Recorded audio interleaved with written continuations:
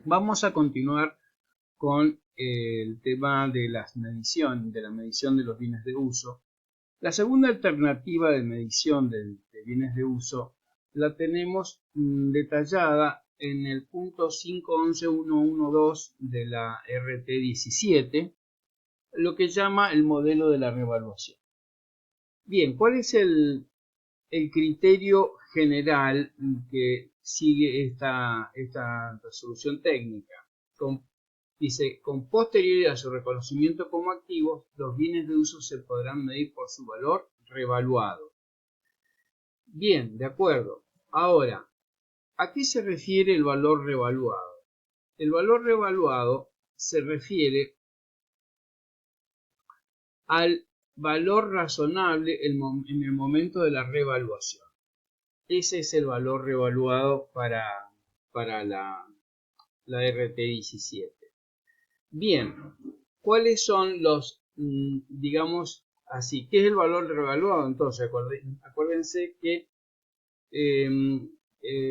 o el valor razonable con el que se usa para la revaluación, lo define la misma RT cuando dice, se define como valor razonable el importe por el cual un activo podría ser intercambiado entre partes interesadas y debidamente informadas en una transacción de contado realizada en condiciones de independencia mutua.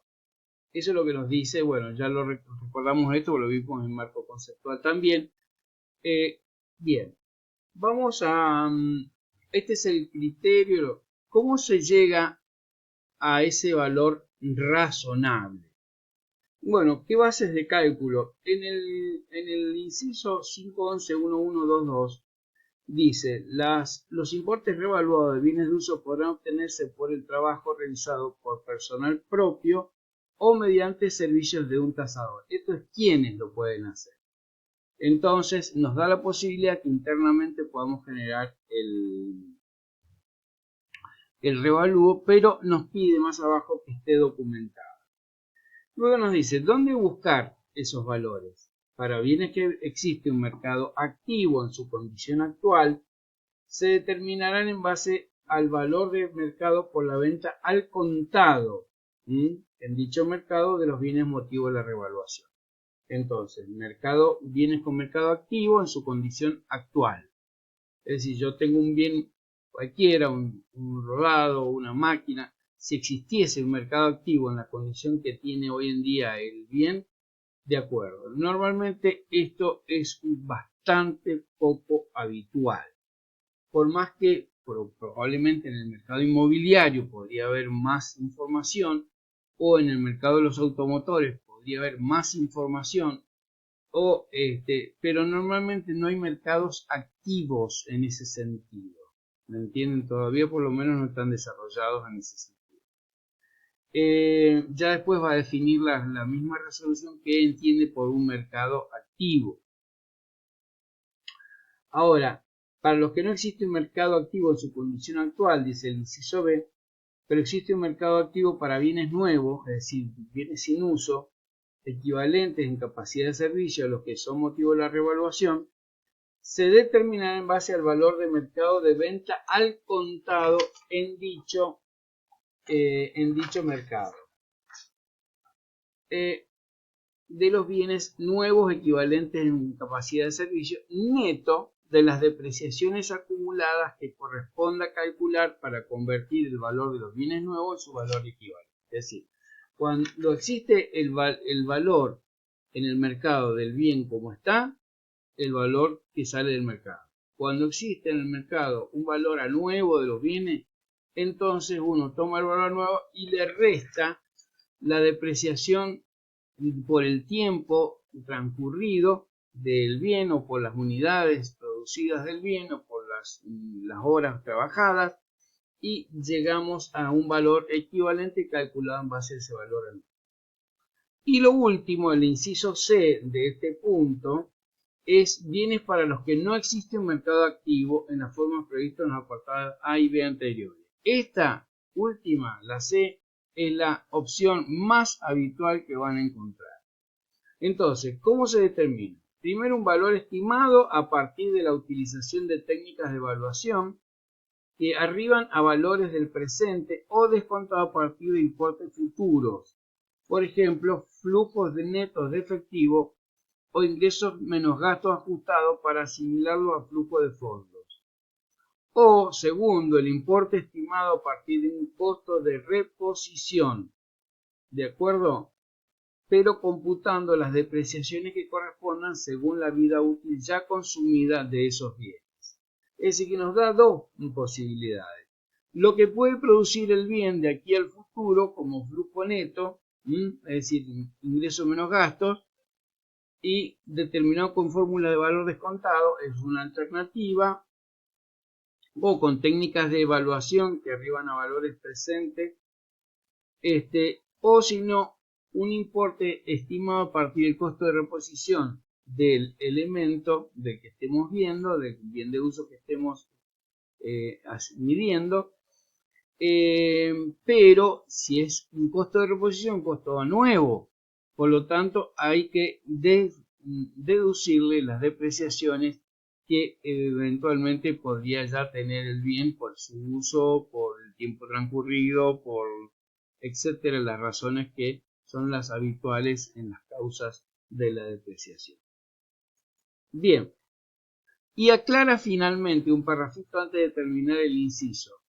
Un mercado activo es aquel en el que las transacciones de los activos o pasivos tienen lugar con frecuencia y volumen suficiente para proporcionar información para fijar precios sobre la base del negocio en marcha. Por lo tanto, muchas veces nos quedó la duda cuando veíamos esta norma, ¿qué era un mercado activo? Si de pronto es un mercado, supónganse, en el caso de los automotores, existe un mercado, pero ¿es un mercado activo? Lamentablemente no, tendría que ser un mercado donde todos los días hubieran transacciones y donde se anotaran el valor de los bienes. Y esto no ocurre. Ustedes saben que a lo sumo en Rodados, por ejemplo, existe una revista de referencia en la cual uno puede guiarse con los valores de los vehículos, pero son valores que por supuesto informan un conjunto de operadores del mercado y que podría llegar a ser, pero no, en mi criterio, no conforman un mercado activo porque no es un mercado formal y un mercado como la bolsa y mercado de valores donde hay cotizaciones diarias y son mercados con habilitación formal. Bien, ¿con qué frecuencia? Cada vez que cambien los valores hay que reevaluar. Es decir, cuando se haya un cambio en los valores, que uno pudiera, esto en la práctica realmente no es tan fácil en bienes de uso. En realidad, muchas veces se hace por necesidades de la empresa para mostrar mejores posiciones patrimoniales, sobre todo en las empresas industriales, cuando el valor de los bienes se ha quedado en el pasado y el ajuste por inflación no lleva el valor de los bienes a un valor representativo de su valor actual. Entonces, sobre todo esto ocurre más que nada no en máquinas, no en rodados, menos en instalaciones. Lo que sí ocurre es en inmuebles, en edificios. Sí puede haber algún cambio de valor real que nos permita un poco, que nos obligue a este revalúo. ¿Qué pasa con las depreciaciones? Bueno, ustedes van a ver en la práctica las alternativas de depreciación. Una es el recálculo proporcional a la revaluación que se practique sobre el importe contable de origen del bien. Es decir, si un bien ingresó como tienen en el ejemplo, el bien había ingresado por 500.000 pesos. Por lo tanto, ese bien tenía una depreciación acumulada del 10%, es decir, 50.000 pesos. Resulta que ahora el valor revaluado del bien lo van a llevar a 590.000, o sea, lo van a llevar a el valor que tiene actualmente, que sería 100.000 pesos más, por el cual hay un revalúo, un ajuste en el valor del bien de 90.000 pesos. Es decir, 100.000 pesos más, pero resulta que el 10% de ese valor que se aumenta son 10.000 pesos. Por lo tanto, ¿qué se hace? Se ajusta la depreciación que estaba en 50.000 del ejemplo, se ajusta a 60.000. Y el valor de origen de 500.000 se lleva a 600.000. ¿Cuánto queda el valor de la revaluación? Bueno, perfecto, por la diferencia entre los 100.000 que se agregaron al valor de origen y los 10.000 que se agregaron a la depreciación acumulada. Por lo tanto, el saldo de revalúo, la diferencia, es 90.000. Bien, la otra es directamente, ¿qué pasa si yo le doy la alternativa B? Eliminarse la depreciación contra el origen del activo, de manera que lo que se revalúa sea el importe contable neto resultante hasta alcanzar el importe revaluado del activo. Claro, en el caso anterior, si yo tomaba los 600.000 menos los 60.000, que es el 10%, me quedaban 540.000 pesos. En el caso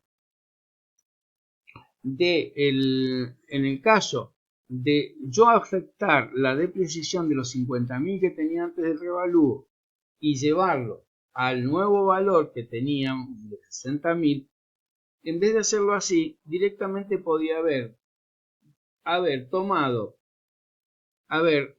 saldado la depreciación de 50.000, la depreciación acumulada de 50.000, contra la maquinaria, con lo que me quedaría un valor neto de 450.000 pesos. Y aumentarle los 90.000 pesos del revalúo para llevarlo a 540.000 pesos. Entonces, y a partir de ahí, sobre 540.000 pesos, depreciamos. ¿Pero depreciamos al 10%? No, depreciamos sobre digamos así, la vida útil restante del bien, ¿me entienden? No depreciamos sobre el valor de origen en los mismos periodos que habíamos propuesto en el inicio del ajuste, de la amortización, sino en los periodos restantes de vida útil, como es lo que ustedes tienen ahí en el práctico, porque es el monto del ajuste de la apreciación acumulada que surge el recálculo de la eliminación, forman parte del incremento de disminución a registrar el importe contra el activo. Bueno, eso es otra cosa, pero les comento. Entonces, la depreciación la dejo como viene y ajusto cuando hago el revalúo del valor original, también hago el revalúo de la amortización acumulada en forma proporcional. Si la depreciación acumulada era en este caso fue un 10%, si es un 8, un 15 o un 20, respetamos la misma proporción al ajustar la depreciación acumulada, y la diferencia entre el ajuste del valor origen revaluado y la depreciación revaluada constituye el saldo por revaluación o el saldo por revalúo. Bien, una cosa que es interesante es ver ahora mismo, ya que estamos hablando del saldo de revalúo, cómo se contabiliza el saldo por revaluación. Está en el punto 511.1126. Cuando se incremente el importe contra el elemento, entonces se debe afectar una cuenta que se llama saldo por revaluación del patrimonio neto. Eso es lo que van a ver ustedes y es lo que vamos a dejar. Otra cosa que les digo antes de cerrar el tema, porque lo demás en realidad son apreciaciones que no deberían, o sea, van a ver más en el futuro. Por lo tanto, ¿qué les digo respecto a esto?